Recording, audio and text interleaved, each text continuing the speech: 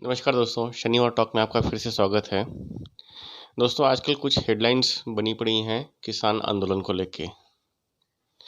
हम political issues पे बात नहीं करते, राजनीतिक विश्लेषण का काम हमारा नहीं है, हम नहीं करते, आज भी हम नहीं कर रहे। पर हम किसान आंदोलन में जो हो रहा है एमएसपी, उसको लेके एक बात करना चाहेंगे।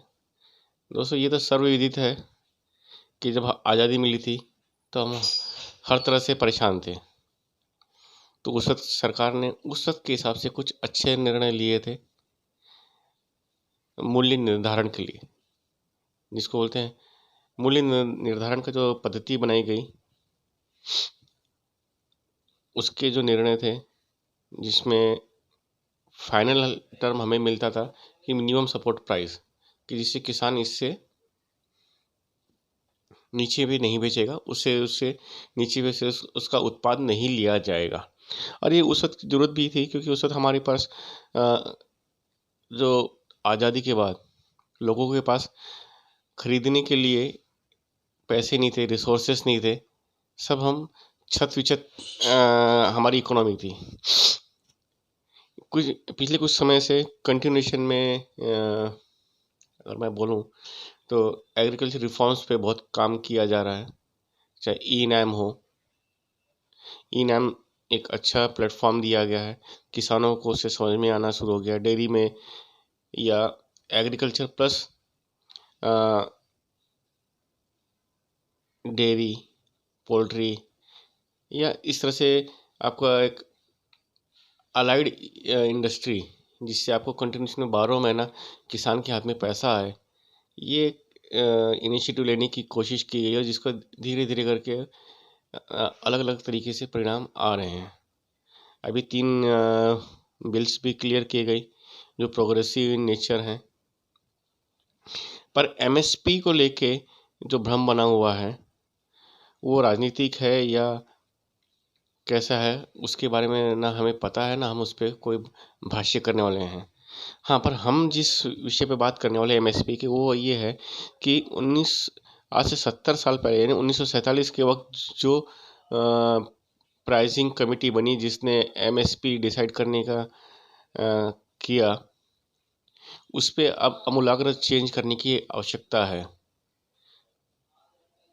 क्योंकि उस वक्त, जैसे कि पहले ही बताया, कि हमारे पास परचेसिंग पावर नहीं थी, तो इसेंशियल और कमर्शियल 2 क्रॉप्स बनाए गए, जिसमें इसेंशियल क्रॉप जो इसेंशियल क्रॉप था, मैं फिर से बोल रहा हूँ, आप फिर ध्यान से दीजिए, इसेंशियल क्रॉप जो थे उसमें लैंड प्राइस की एप्रिसिएशन नहीं थी, यानी उसमें लैंड प्राइस की एप्रिसिएशन काउंट नहीं की जाती। और जो कमर्शियल क्रॉप्स है उसमें लैंड प्राइस की एप्रिसिएशन को पकड़ा जाता है। कमर्शियल क्रॉप में बहुत हद तक आप फ्री बेच सकते थे, अब तो आप हर कमोडिटी, हर प्रोडक्ट जो अभी आपका कृषि उत्पाद है, कहीं भी बेच सकते हो, किसी को भी बेच सकते हो। आपको एपीएमसी से बाहर बेचने की परमिशन दी गई। इससे किसानों को बहुत बहुत फ़ायदा भी होगा, कि उनको price realisation plus minimum taxes, hopes हो कि अब उनको टैक्सेस भी नहीं लगेंगे, जो मंडी टैक्स है वो भी बंद हो जाएगा। अभी एग्जैक्टली उस पर हमारी पढ़ाई नहीं हो पाई है, तो या उसमें हमने स्टडी नहीं की है, तो उस पर मैं आपको बोल नहीं पाऊँगा। पर यह है कि प्राइस रियलाइजेशन अच्छा हो जाएगा उसमें। अगर हम अपने किसानों को अनवाइबल से वाइबल बनाना चाहते हैं, तो इसेंशियल और कमर्शियल क्रॉप, इसका जो डिफ़र किया गया या डिमार्क किया गया कि ये इसेंशियल क्रॉप्स है और ये नॉन इसेंशियल क्रॉप्स है, ये कमर्शियल क्रॉप्स हैं, इसको ख़त्म करना पड़ेगा। लैंड एप्रिसिएशन का बेनिफिट हर चीज़ में होता है। आप 1970 में एक ज़मीन खरीदी, उस पर आपने घर बनाया, आज जब बेचते हैं तो आप एप्रिशिएट प्राइस के साथ बेचते हैं। चाहे इंडस्ट्री हो, चाहे कुछ भी हो, आपको एप्रिशिएट प्राइस मिलता है। आप कमर्शियल क्रॉप की बात करते हैं तो प्राइस में लैंड प्राइस एप्रिसिएशन की वजह से वो अट्रैक्टिव लगती है, बट एसेंशियल क्रॉप में आपको उसका कोई बेनिफिट नहीं है। इसलिए किसानों को भी आजकल ये दिख रहा है कि भैया अपनी ज़मीन बेचो, एप्रिशिएट प्राइस लो और निकलो और कुछ दूसरा काम करो। तो इससे एक ही हो सकता है कि इसको जो प्राइसिंग है इस पे सिंपल सी बात करें तो इसकी प्राइसिंग जो है डीमार्ट को ख़त्म किया जाए। कैसे होगा क्या होगा इसके लिए बहुत अच्छा रोड मैप सरकार ने ही हमें दिया। जब पेट्रोल प्रोडक्ट की सब्सिडी ख़त्म की गई तो सिंपल सा पर मंथ सर्टेन अमाउंट उन्होंने बढ़ा दिया। कभी 25 पैसे बढ़ाए हैं, अगर केरोसिन की बात करें तो 25 पैसे। अब 25 पैसे से इतना किसी को समझ में भी नहीं आया और प्राइस बढ़ती भी गई और सब्सिडी की वजह से जो आम कंज्यूमर थे जो जिनको परेशानी थी वो सब ख़त्म हो गई, क्योंकि अब सरकार ना वो सब्सिडी देती है ना उसके लिए हमें टैक्स लेती है, छूट गए उससे सारे। उसी तरह इसमें भी किया जाता है। इसमें भी है दो दो इसेंशियल क्रॉप होते हैं, एक रबी और एक खरीफ में। दोनों में आप एक मैकेनिज़्म बनाइए, लैंड प्राइस एप्रिसिएशन को बढ़ाइए और धीरे धीरे करके उस लैंड प्राइस एप्रिसिएशन को बढ़ाने से मार्केट भी एब्जॉर्ब कर लेगा। मार्केट एब्जॉर्बिंग मोड में है।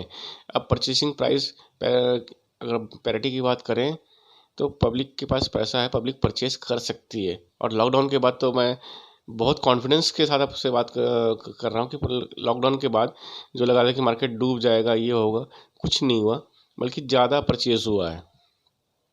तो अभी अभी सभी इस माइंडसेट में हैं, हो सकता है। तो धीरे धीरे धीरे करके ये जो एमएसपी में एक समस्या है, अगर आप मार्केट फोर्स लाना चाहते हैं एग्रीकल्चर में तो उसको वन साइडेड ना करते हुए बोथ साइडेड किया जाए, कि जिससे सिर्फ व्यापारियों को ही ना फ़ायदा हो, कृषक उत्पादन करने वाले हमारे किसान भाइयों को भी फ़ायदा हो, उनको भी उनके लैंड की प्राइस का एप्रिसिएशन का बेनिफिट मिले, जिससे कि ये एक वायबल बिजनेस बने।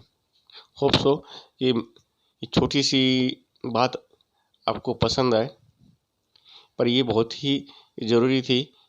हो हल्ला में इस बात को भी, जो कि किसानों की ये बात है, ये रखी जानी चाहिए, जो बात नहीं की जाती।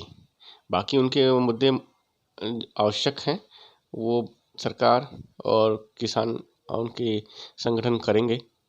पर मुझे ये लगा कि इस विषय पे एक जागरूकता होनी चाहिए। किसानों को नुकसान जो हो रहे हैं उसमें एक पार्ट इसका भी है। तो मेरे को लगता है कि इसी तरह के और कुछ ज़रूरी मुद्दों के साथ मैं आपके साथ फिर हाजिर होऊंगा। तब तक के नेक्स्ट न्यू टॉक में आपसे मिलते हैं। तब तक के नमस्कार।